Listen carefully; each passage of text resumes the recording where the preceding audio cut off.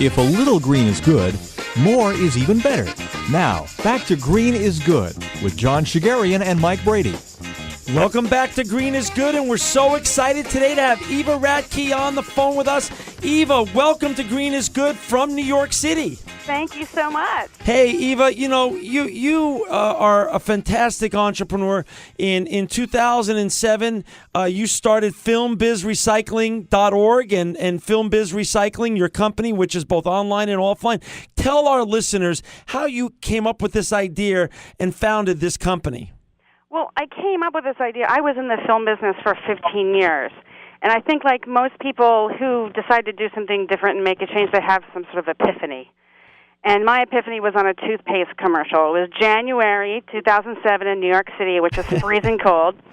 And we needed for this toothpaste commercial 8 skids of 12-inch like verdant mint plants. And no one had anything like that. So after loads of research and phone calls and begging and pleading, we found a greenhouse in Florida that would hydroponically grow it for us, and then ship it to us overnight. And it was picked up in a heated truck, and we had special clearance from the airport, and we got it to set. And we paid the $8,000, and when we got it to set, they looked at it and they go, we'll just go with the plastic ones. They look, they're more realistic. Oh my God! Eva, this sounds like a perfect plot for, if not a movie, at least an hour-long sitcom. Oh, the drama behind making a movie is so much more interesting than the movies themselves. Sometimes, believe me. So once the shoot is over, everybody goes home. It's just me and a couple of guys, and we're ripping up the set. And I sat there for an hour staring at this mint plant. I'd been working 16-hour days. I was exhausted. I hadn't seen my 6-month-old son in days. I had to sit there and I had to toss out these materials, and they weren't garbage anymore. Me and the mint plants had worked too hard. So recently, and this is, you're going to laugh, recently I had joined an online listserv for panicking new mothers, which is what I was, and it had served me very well. So I just said, hey, I'll just see. I posted that I had free mint plants. Come and get them as much as you can take. And within 2 hours, they were gone, except for some wilted ones. So I made the crew some tea, and from then on, I was on a mission. And so the idea was born. And the idea was born. It was communication, that, we had to get out of our little microcosms and start communicating as an industry and with each other. There's no way that I was the only one that was suffering with this, like, what do I do with it? And had anybody ever done this before, or was there other services like this that you were thinking up? Well, nothing exactly like this, and the services and the reuse centers that existed were a little frustrating because they couldn't really deal with the timing and the pressures of the film business, which is right now or tomorrow or in a couple hours, or they're particular. And I was like, I want a place where you can bring everything and we'll take care of it.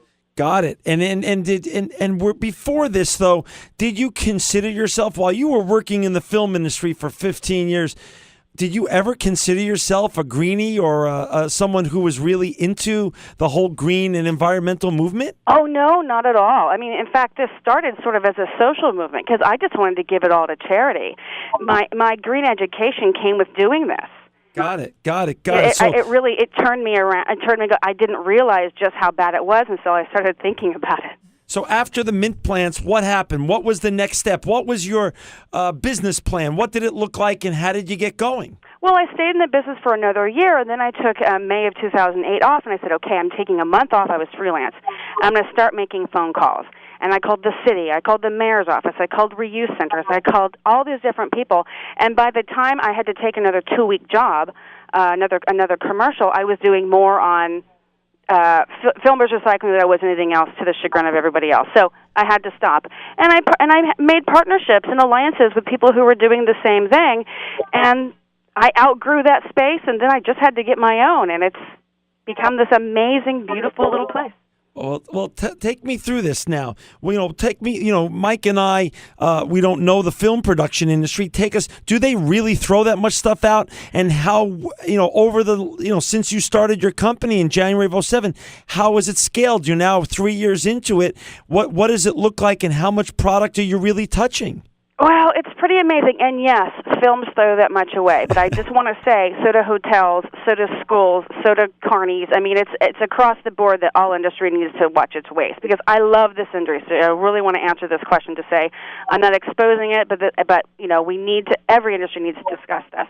But yes, things are made in basically, and we all know this phrase, from in a cradle to grave operation right now. We make things, we throw them away, and sometimes just because it's cheaper, so they think, which isn't true, to just hire a dumpster and throw it out. That's the way to do. We want everybody off the job. Right. So walk our listeners through how this really works. Explain the whole thing, what you're doing now, so our listeners can really understand what you're doing. Okay. So when a production comes to an end, there's all kinds of things that are left over: paint, lumber, flooring, home goods, chairs, you name it. If you look around you, if you see something, imagine if that was a set from floor to ceiling, that's all been purchased, and that all has to go away somehow. Wow. So what they do is they drop it off to me, or they call me and they say, well, I have all of this lumber left over, where do I take it? And I laterally divert them, or free advice as I like to call it, to somewhere else. I've been studying where are the reuse centers, when are they open, what do they want? So a production will, from what I take, a production will bring me all of their set dressing and their props. And we divide it up between local charities. And last year in 2009, we from 33 commercials, 26 films, and 12 TV shows, that's 90 different sources from other things too, we diverted 75 tons. And most of that, I would say 75% of that, went to local charities that we know and love here. And the other 25% we keep for ourselves in what is a prop boutique open to the industry and to people. And that's how we monetize, is we sell and rent these items back to the industry that threw them out to begin with, and to the general public. Well, now, Eva, the budget is set for production costs. So when movie goes into production, say it's you had mentioned paint, you mentioned lumber, all of the things that go on, not to mention the other props, the clothes and everything. That's all been paid for, right? It's not all like been paid for by the production in the budget. Exactly. So it's not like the production company is going to take what they didn't use, go back and get a receipt and write that off for the production cost. That's all been spent. So it really is. It's a double waste. It is a double waste, and by the time you get to the wrap, you're probably over budget. And so that's when you're wrapping, and that's the very end when we're done shooting, that's when the pressure is like, get out, I don't want anyone on payroll, I don't want to pay any more rent, bye, go. And so the answer is dumpsters, couple guys toss it in and off they go, and that's just not okay anymore. And I think the one thing that Film Biz Recycling has really done for this industry in New York City is say, that's not okay, here are some answers. So wait a second now. So you started this in New York City, so how was it received? Let's go back now. Let's step back 4 steps, because now you told us where you are, which is amazing. Your story is truly amazing. Go back to the beginning, after the plants, when you now came up with the epiphany and the great idea, and you started approaching now film production companies and others to do this. How were you received back then in 2007? Very well. Gotcha. This industry was clamoring for answers. It wasn't a bunch of mindless wasters. Got it. This is problem-solving, smart, progressive people who just didn't. No one had stopped to figure it out. I had to quit to figure it out. It's a full-time job. So the second I put up at the time, a piddly little website with a cell phone number, bring it here, it came in droves. Wow. So now, okay, and I know you have an offline site, and we're going to talk about that in a little while, but I want to just give a shout-out now to our listeners. For those who are interested in seeing what Eva's created, online you could see her great website, filmbizrecycling.org. Biz, B-I-Z, recycling.org. It's truly a great and amazing site. You've done a wonderful job. So tell us about, you are now located, you're making this call today from where in New York City? Beautiful Long Island City. Long Island City. Not far from the Silver Cup Bakery or something? Studios? Well, Silver Cup Bakery was turned into studios. Right. And interestingly enough, we're 4 blocks away from Silver Cup, and there's lots of major productions that go on there. So I'm so thrilled to be close to that studio, and also we're very easy from the other studios like Steiner and Broadway studios and Kaufman. So we're pretty central just for the studios. So if we were to look at the metrics of 07, 08, and 9, the 3 years that you've been in business so far, what's the growth look like 08 over 07, 09 over 08, and what do you expect in 10 and as time goes on here? Okay. Well, in 2008, that was when I just started. So that was sort of the first start. So there was only about like 40 tons. Which is still a lot. It's huge. But that was like half a year, yeah. Movies are incredible. And then in 2009, which was my first full year of actually taking materials, 75 tons and I think I mentioned from all different, from commercials, films, TV show, Broadway, even retail chains, and believe it or not, individuals. There have been people that have been like squirreling away, hoarding supplies in their basements because they couldn't bear it to throw it away.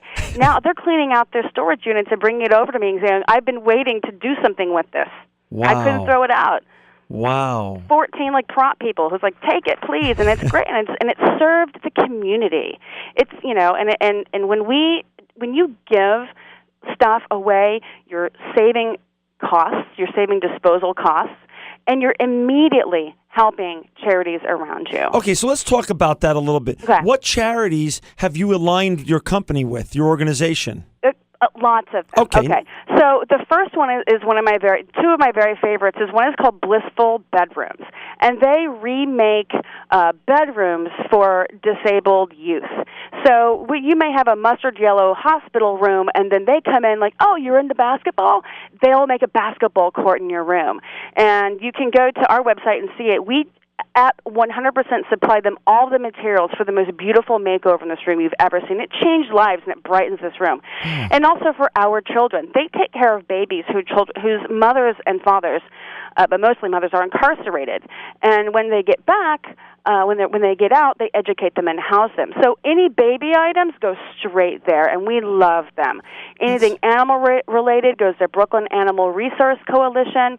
And then, Goodwill, and we give much to Materials for the Arts, which is a fantastic reuse organization too, and to Build It Green, which helped us get off the ground, and we repaid them by sending them loads and loads and loads of stuff and referring them and working together to pluck these stuff, before they get sent into a dumpster.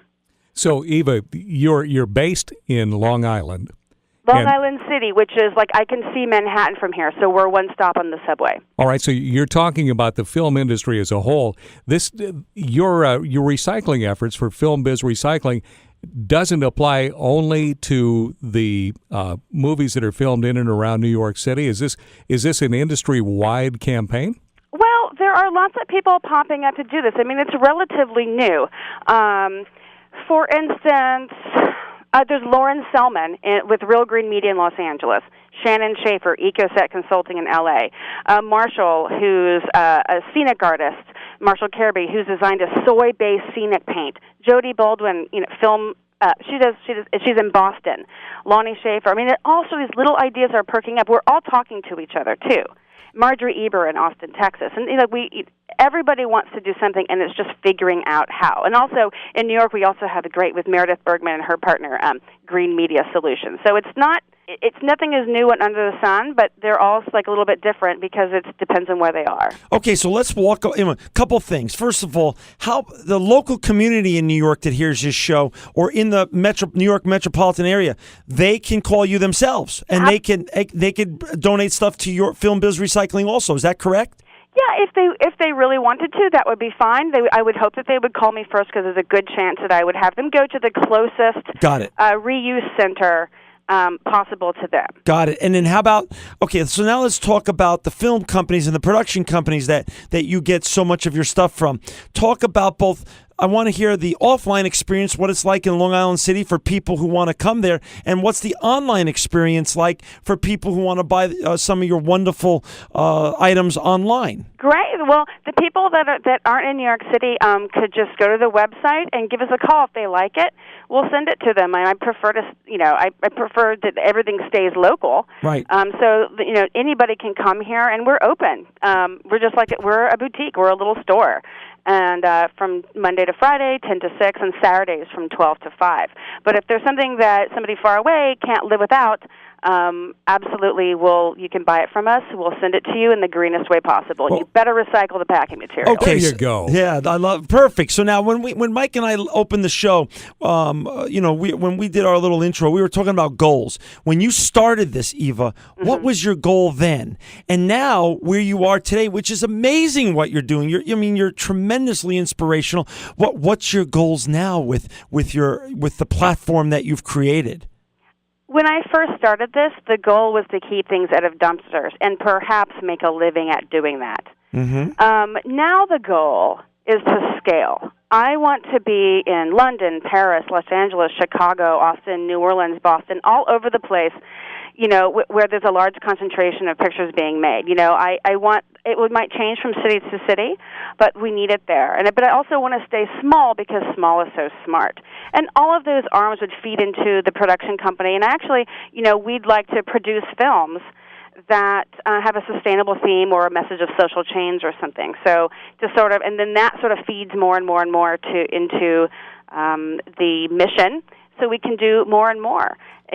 Things like how architecture and sustainable set design, I want to bring that into our industry too. Wow. But it takes time and money and staff and all that stuff. And so I have high aspirations. I'm probably going to definitely die trying. Well, listen, I don't think you're going to die trying. I think you're going to get it done. I think obviously you've already gotten so much. You've hit so many of your goals already. So let's step back. How many employees do you have now? And when you call yourself a nonprofit, explain to our audience what that means truly in terms of where the money goes and how many people, real green collar jobs that you've created and things of that such. Well, a not-for-profit doesn't mean that you don't make any money. It just means that the money doesn't go to bonuses for their board of directors, if you know what I'm saying. Oh, yeah, we got you. Right, and the reason that, I want to incentivize the donation of these items. So I went, I got my not-for-profit status just so I could offer a tax deduction to these production companies who deserve it. Perfect. Wow, right. That's brilliant. That is just brilliant. And it's great. And I have one employee. We definitely are probably by summertime going to be looking for another. And so often we also do green cleanouts. And those are the green jobs that we create on a freelance basis. A lot of times after a movie has come to an end, they give some stuff away, but they store a lot of stuff in case there are any reshoots.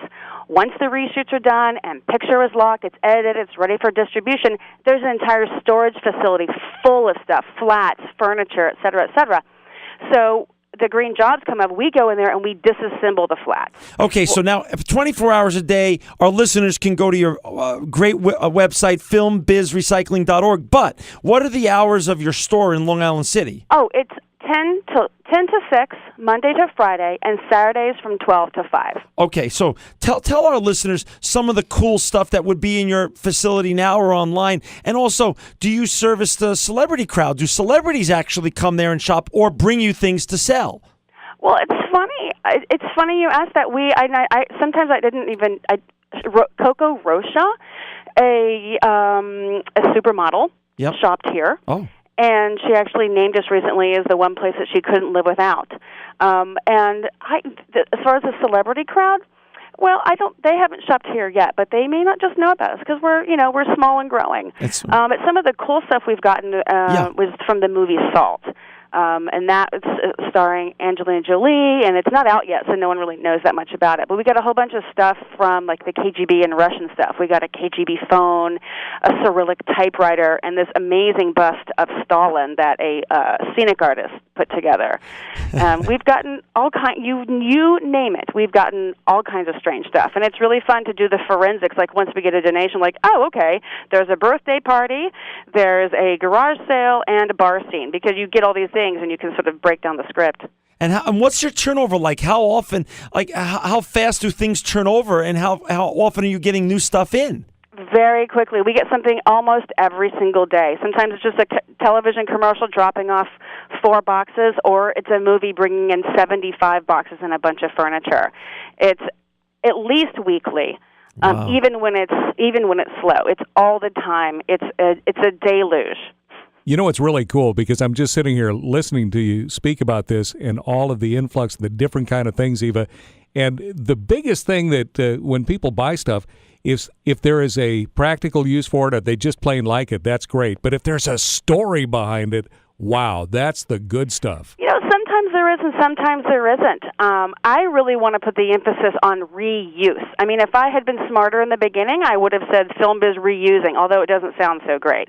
I really want to push this is a reuse center, and that it's a green way to furnish your home and to furnish your life, and to just, in every single purchase you make should, if you can, have it be reused. Hey, because Eva, there's lots of beauty in that. And reuse is one of the major foundations of good recycling. So you're right there. The nexus between reuse and recycling is literally they're married. So what you're doing is really leading the recycling industry by what you're up to. Yeah, and hopefully in the reuse industry too, which doesn't get enough attention, certainly. That's right. You know, we're down to the last minute or so, unfortunately, Eva, and we have so many entrepreneurs in waiting that listen to our show. Do you have one or two or three great tips for them in terms of when they have their epiphany or they have their moment? What can you share back from what that you've learned in this whole process? If someone out there has a really good idea, they should go get this book immediately.